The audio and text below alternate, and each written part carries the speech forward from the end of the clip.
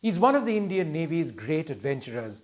Commander Abhilash Tomy was on an around-the-world race when his tiny boat, the Thuriya, encountered conditions which are difficult to imagine. He sustained very serious injuries. There was a time when nobody really knew whether he could be rescued or whether he'd make it out alive. Well, he has made it out alive. He's gone through serious surgery on his back. He is okay now and he's raring to go sailing again, perhaps even competitively. The mental strength of this man is something that's truly remarkable. He joins us now for this special interview. Commander, thanks very much for speaking to us today. Thank you.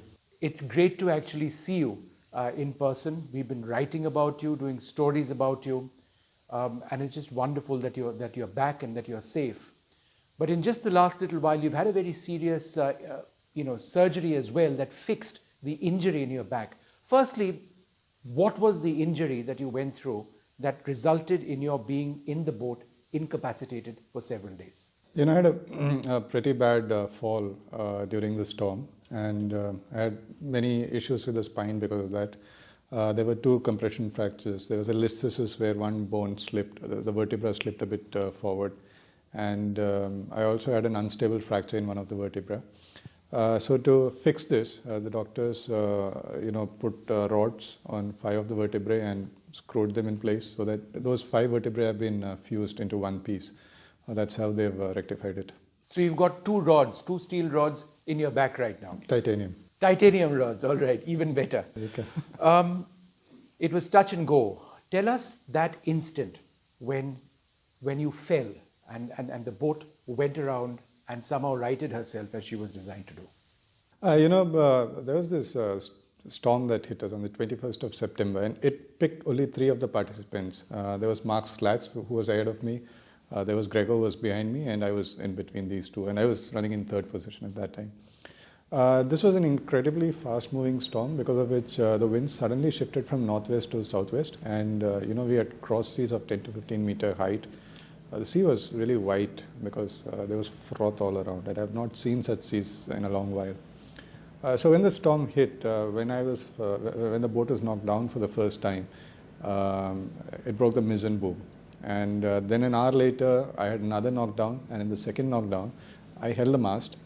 And when the boat went beyond 120 degrees or so, I got separated from the boat, and I drifted out of the boat along the mast. And then when the boat suddenly righted itself, I was hanging on top of the mast. My hand got stuck in one of the steel wires, and from there I fell down. Now this mast is about 9 meters, and we easily had at least 10-meter waves. So I don't know what is the exact distance that I fell, but I landed on the boom with my back on it, and from the boom I fell on the deck. From the boom I fell on the deck. So that's when I sustained this injury. Well, after this I went... You would have known instantly that you really badly injured yourself at that stage, or you didn't? Not really. Were you mobile at that stage? Yes, I went inside the boat, I cleaned up the mess. You were crawling inside, or you were able to walk at that stage? Not immediately. I walked inside. There's a ladder. I went down the ladder. I was cleaning up the mess. I was putting things back in place, removing knives and compass so that they don't injure me. Putting the charts back in place so that they don't get wet. I was doing all these things. I was doing all the housekeeping so that there's some sense of order inside and all that. I felt that my lower back was stiff, but there was no pain. There was no pain as such. And for about half an hour to 1 hour, I kept doing all this. And then when I tried to stand up, that's when my knees weren't taking my weight, and they buckled and I was falling off. So I lied down on the floorboard for some time, hoping to get better, but wasn't too good.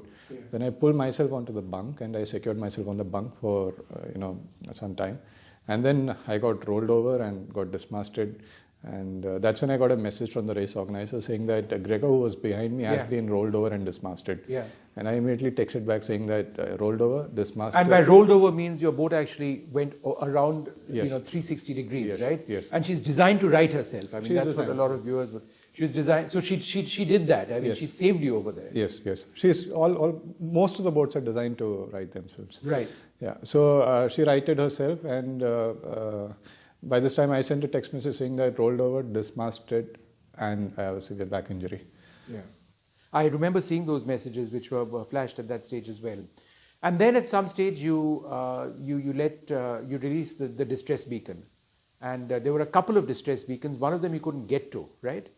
I had Because over the next couple of days your signals were coming in sporadically, and the real worry was that there was still an element of disconnect setting in, and if you were lost without a signal in the South Indian Ocean, then it may well have been all over for you.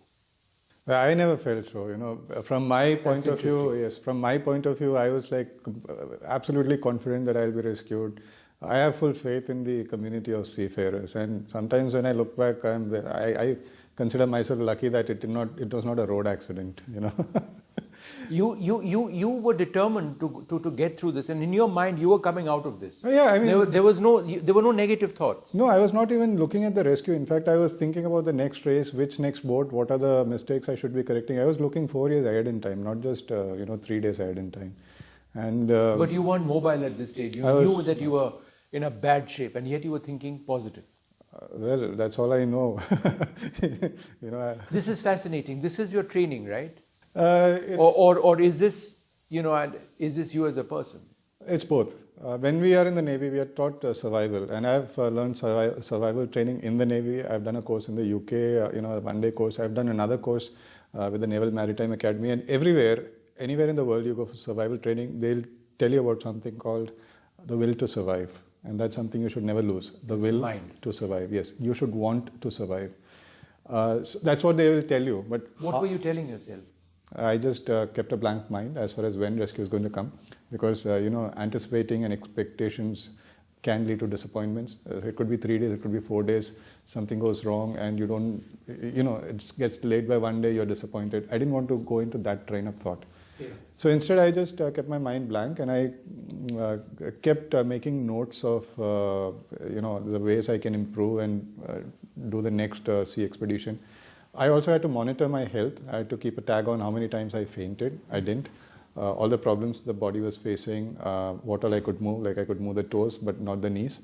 Then how many times I urinated, how many times I passed gas, because the moment I meet a doctor, I have to give him a brief. Sure. So this is what was going on in my head at that time.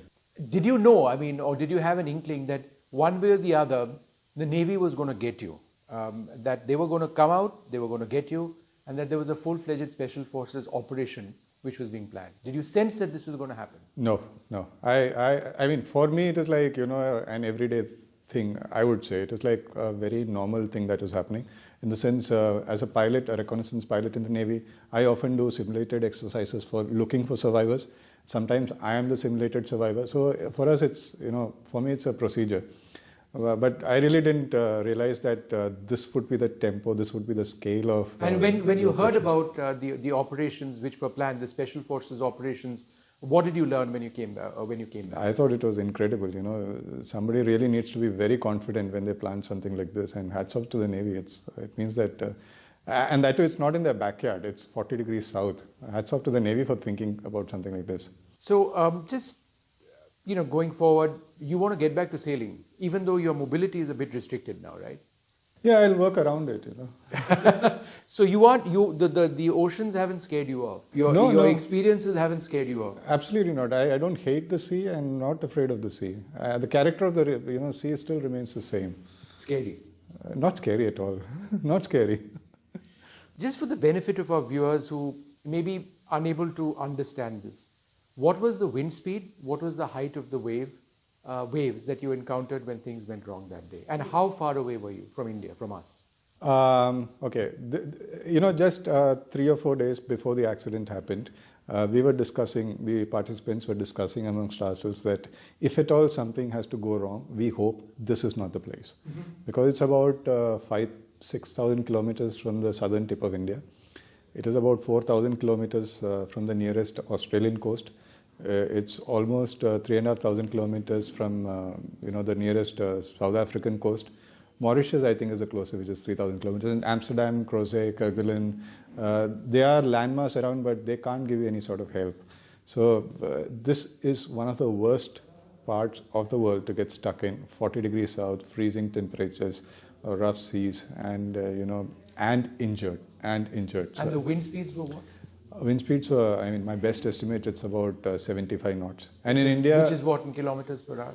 Maybe close to 140 or 140. So. And the waves were, you said 10 meters high, right? 15 yes, meters high. Easily. There was a point when I put my boat down a wave, and my boat edge to edge is 40 feet. All right. I got a boomkin, I got a bowsprit in the front, so the total length is 40 feet.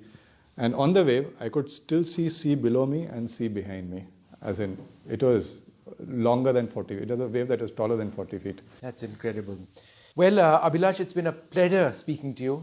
You are an incredible inspiration. More than anything else, I think it's your mental strength, your determination to go through with this. You're a Kirti Chakra winner, and you've done your service proud, and you've done the country proud. Thank you very much for speaking to us. Thank you so much. Thank you.